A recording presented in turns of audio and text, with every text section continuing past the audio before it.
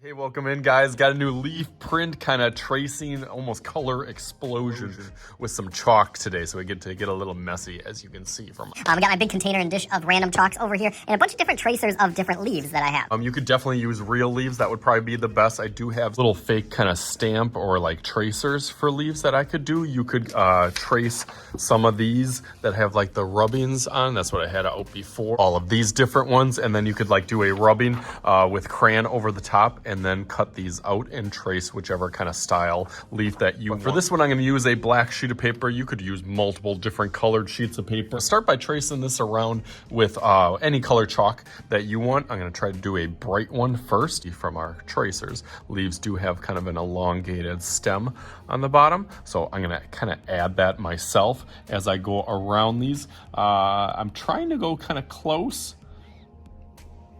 but I want it to, have some nice shape. So I'll kind of go down and over on the bottom there and then go around it, but I'll probably make it a little bit bigger. It does not have to be perfect by any means. You can see I'm kind of going a little bit wider on this, and then I'll kind of extend it up a little bit and then go down into that crease. Just because I know that's kind of the style that leaves have, those kind of three sections or multiple sections around it, kind of goes up and then down. So let's finish going off this through real quick.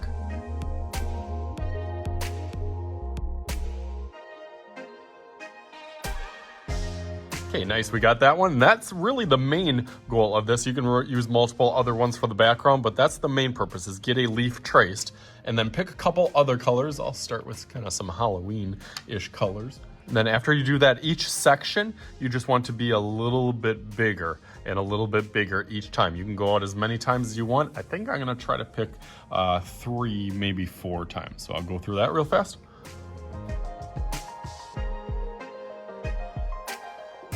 Got some empty space on the other sides. You can decide what kind of pattern or texture that you want to do on that side. I'm gonna make a little magic happen for this. Let's take this leaf real quick and okay, here we go. Bam, just like that. Wait, don't leave just yet.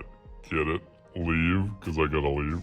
As cheesy as that was, that is just really the start of this project. I saw this online. So now you can take our first color is and kind of dust it as it's, or brush it as it's going out to the outside. You don't want to go in the middle. You want to go out towards the outside.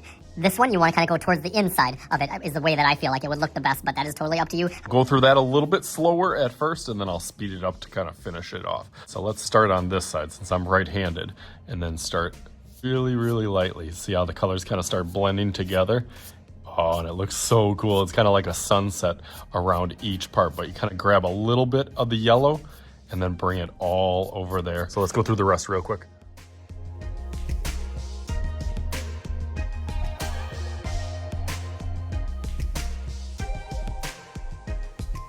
Okay, so there it is. Hopefully you can see how awesome it looks. I feel like in real life it looks even better.